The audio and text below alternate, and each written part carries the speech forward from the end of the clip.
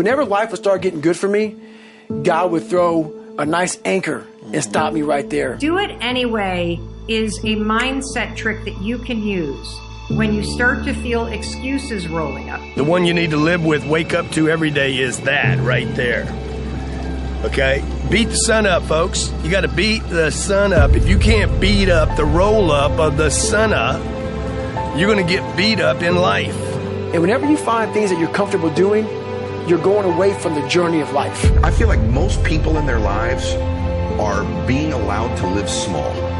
You're allowed to live a small life. Everyone around you would like you to live small. Just do this. You're good at that. Man, take it easy. Chill. When's enough? Like, come on, brother. You know, all these messages you get is basically saying, hey, man, live small. Life's not a big deal. Live small, enjoy it, chill, smoke a little weed, do whatever you want, right? Like, it's just this get-by thing in life. And there's got to be some people who go, no, you're supposed to do something great with your life. You were put here for a purpose. Your way, the way you were born, the way you were raised, your background, your experiences, your giftedness all prepared you in your way for right now. And you're supposed to do something great with your life. You weren't born here to be average and ordinary. And there's all this messaging that you're average and ordinary, and you're average and ordinary because you belong there, and it's probably someone else's fault you're average and ordinary too. And I'm like, no, it's your life. You're in control. It's no one else's fault, and you're supposed to do something magnificent. That's the consciousness aspect. The last 1,000 years on Earth, doing something great has been reserved to this one little group of people, 1% of the population. They're supposed to do something great. They're supposed to live their dreams. We're supposed to watch them, cheer for them, wear their jersey, watch their award show, comment on their posts, clean their houses, right? Feed them in their restaurants. No. The fact of the matter is, you can do those things. You can change your life. And I'm sick and tired of this hero worship. You live small, cheer for everybody else who lives big. No, if you're a school teacher, be the best school teacher. Change the world by those little lives you're affecting. If you're on social media, change the world. Play big. You will never do it wrong if your decision is to do the bigger thing than the smaller thing. That's what I would tell you. Stop playing small. Stop thinking small, and don't let anybody tell you you should be small. So listen to me. There are those of you who said, I want to be a millionaire. I want to be the best at this company, right? But your value system says you believe in sleep more than you believe in grinding. Your value system says you are a consumer and not a producer. That you're spending more money than you're making. Why? Because you're a consumer, but you're reading all the books and you're saying everything the books are saying. But those books are not in alignment with your values. And if you're going to go to the next level, your values are going to have to change.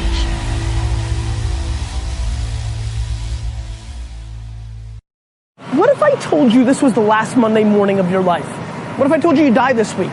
Would you complain about your crap job or that test you don't want to take? I doubt it. You would go much higher level thinking. Well, that's really what it takes. It takes understanding that if you're not pumped right now, if you're begrudging what you're about to do, if you're not looking forward to it, look, I respect practicality. You got to go through school because your parents want to. You got to pay your rent. You got student loans. I get it. But please recognize the world we're living in. We're living in a world where there's so much more opportunity. This internet thing created way more opportunity for all of us. Way more. I mean, look, you might not even be alive. Like, your mom and dad could have had sex like 3 minutes later and you wouldn't even exist and you're complaining. You could have ended up being a bus, a tree. I just don't get the mentality of being head down sad on a Monday morning. I'm going to make you Saturday Monday morning. That's what I want to do every morning, and that's what I want from you. Please take a step back and think about how awesome it actually is. And then recognize that you can attack the world in a totally different way because you were lucky enough to be born during this era. So you have said to yourself, okay, I'm going to talk to my boss today about that thing that I've been avoiding talking to them about. Or maybe you've said something like, I'm going to go to the gym today or tomorrow or whatever. And then the moment comes where you've got to have that conversation. Or the moment comes where it's time to pack up your bag and leave your desk and go to the gym. And what always happens? You don't feel like it. I bet there are plenty of you watching that have made a commitment that, I'm not going to have a drink tonight. And then guess what happens when you get home? You don't feel like not drinking. You feel like having a drink. And so here's what Do It Anyway has done for me.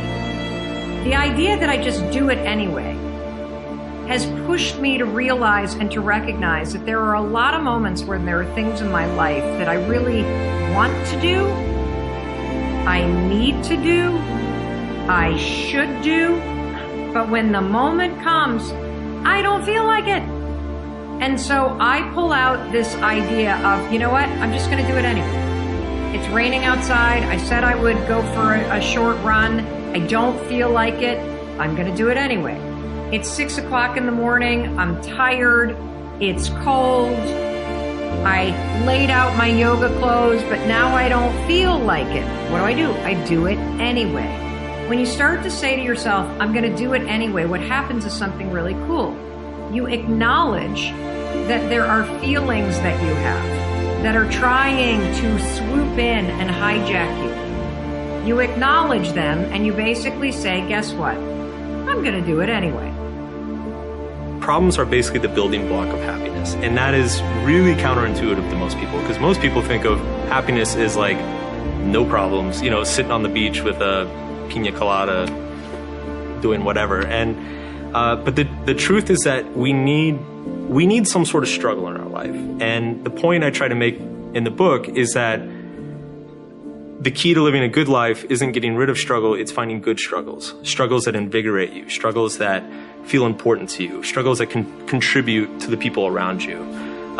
Because that's where meaning comes from, and ultimately meaning is, you know, what we all need. If people listening to this like feel stuck in some way, generally when people feel stuck, it's because they're in a situation where they believe that they don't have the power to solve whatever's going on in their life. And the truth is that you always have the power to A, react to whatever's going on in your life, or B, create the meaning around whatever's happening in your life. So it's usually just a matter of first changing perspective and then B, doing something to set about solving it. And again, it's what gets people stuck is that they want to eliminate their problems. It's not about eliminating problems. It's about simply finding something more meaningful, more worthwhile.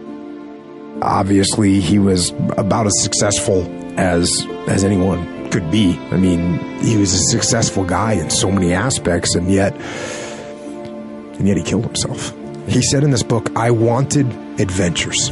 I wanted to go up the Nung River to the heart of darkness in Cambodia. I wanted to ride out into a desert on camelback, sand and dunes in every direction, eat whole roasted lamb with my fingers. I wanted to kick snow off my boots in a mafia nightclub in Russia. I wanted to play with automatic weapons in Phnom Penh, recapture the past in a small oyster village in France, step into a seedy, neon-lit pulqueria in rural Mexico. I wanted to run roadblocks in the middle of the night, blowing past angry militia with a handful of hurled Marlboro packs. Experience fear, excitement, wonder. I wanted kicks, the kind of melodramatic thrills and chills I'd yearned for since childhood, the kind of adventure I'd found as a little boy in the pages of my Tintin comic books. I wanted to see the world, and I wanted the world to be just like the movies. That's what Anthony Bourdain said. Just like the movies. But you know what? To me, the world is not like the movies. The movies aren't real. They don't exist. But you do. And this life it's better than any movie there is. Movies are supposed to provoke emotion. They're supposed to make you feel something. But I have a better idea.